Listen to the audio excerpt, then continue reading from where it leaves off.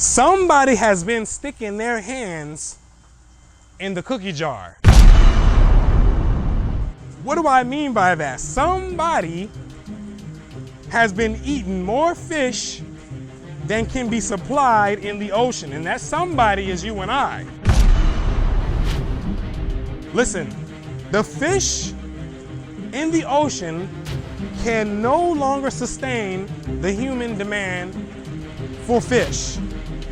What that means is the fish are not reproducing fast enough to meet the rate that we're snatching them out of there in the ocean. So the oceans are being depleted of fish. That means we have a problem. This is not a small thing, ladies and gentlemen. This is a huge problem. We have a problem, and luckily, there's been people that have been considering this problem for some time. In the 1970s, this is when we began building recirculating aquaculture systems. Now, I want you to just ignore this bed here of plants, these beautiful, lush, green plants. We're gonna ignore these for a second.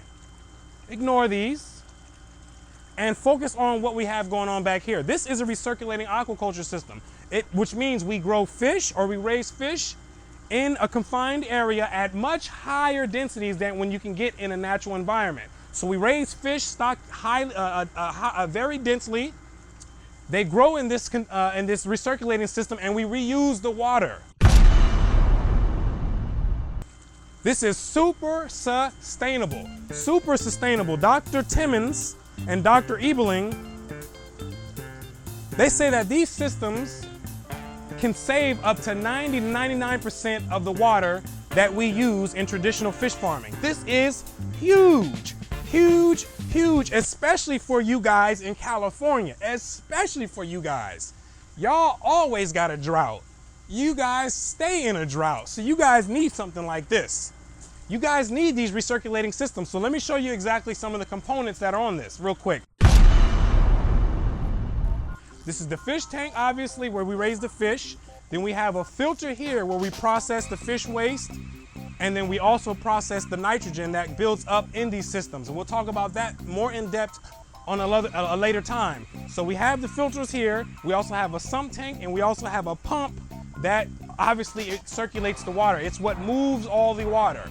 Now, these systems here are a key ingredient to the fish production for the future. We cannot rely on the ocean because we keep eating more than what the ocean can supply. It's too many people. These are the key. These systems here are the key. Now, while they are the key, there's still a problem. The problem is that the nutrient content in these systems build up rapidly because we reuse the water. So it builds up rapidly to a point where the fish are no longer able to survive. So we have to do something about this. We cannot grow fish in an environment where they can't survive. So in order to have these systems produce efficiently, we have to discharge the water back into the environment. And this, my friend, is not a good thing. It's not a good thing. High nutrient concentrated water discharged out into the environment, if it leaches into lakes, it brings an imbalance in the system, in the ecosystem. It tears up ecosystems. So we don't want this to happen. So what did we do? We said, hold on. We have us a little friend called hydroponics. Hydroponics is growing these types of vegetables, your leafy greens, in water without soil. Let me say it again. You're growing vegetables in water without soil. Some of you guys may be like, how is that possible? This man done lost his mind. Listen, I thought the same thing when I saw it. You mean to tell me you can grow vegetables without soil? Nah, I don't want to hear that. I gotta really investigate into this. Yes, ladies and gentlemen, you can grow vegetables without soil. Soil is only required, it's only there as a medium to anchor the plants. The vegetables don't want the soil, they want the minerals in the soil. That's what they want. And what we found out is that we're able to mine these same nutrients, and we're able to take them in a mineral form and dissolve them into the water.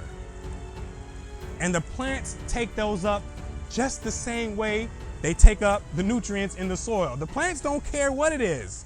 Long as they get their nitrogen, their magnesium, their phosphorus, their potassium, manganese, boron, and the rest of the other macro and micronutrients, they don't care where it comes from.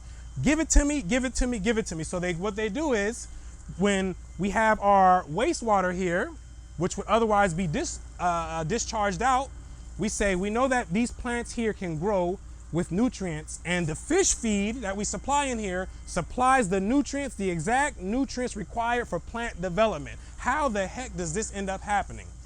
How does this end up happening? How? This is amazing when I first heard about this. This is absolutely amazing, man. Amazing.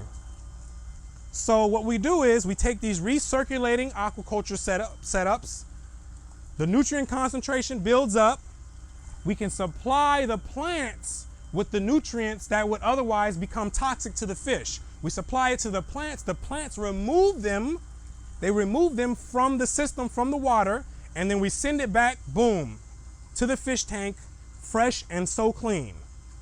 Do you understand me? This is nature at its finest, with a little bit of human intervention. Woo, I'm telling you right now, these things work amazing. So let's go through this one more time. I want you to get the understanding of what exactly is going on. Boom, we have recirculating aquaculture. Just picture this being here, ignore this. Recirculating aquaculture behind us, we have the fish tank here where we grow our fish at high densities, because that's the reason why we grow them in here. We don't grow them here to put 2 or 3 fish in here. We grow them in here for high density so we can grow fish, because the ocean can't keep up. So we grow them in here in these tanks, boom. We have a filter here that filters out waste, and it processes ammonia.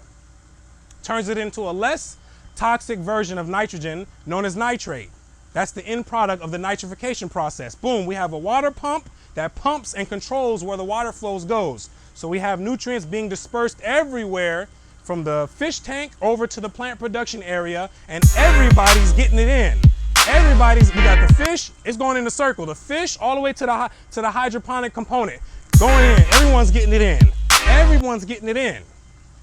The fish give the nutrients, the plants take up the nutrients that would otherwise become toxic to the fish. They remove it and they filter it out, and it keeps going on and on and on and on. And we don't have to discharge any water.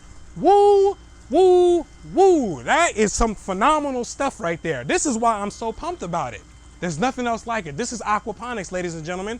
And this is how it really works. And when you understand it from this perspective, when you understand it, that it's a recirculating aquaculture system first, with this as the byproduct, then it'll be very easy for you to understand exactly how to properly work this thing and how it works in theory as well. So everyone needs food, so everyone needs to know how to grow. Everyone, and this just makes it so easy. Oh my, it just makes it so easy.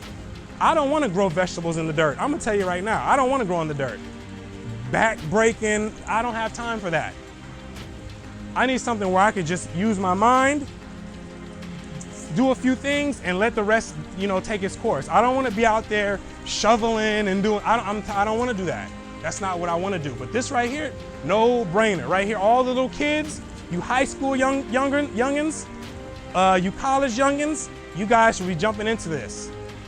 This is made just for you guys, perfectly. You guys like to get all into the technology? This is here for you. So this is aquaponics, ladies and gentlemen.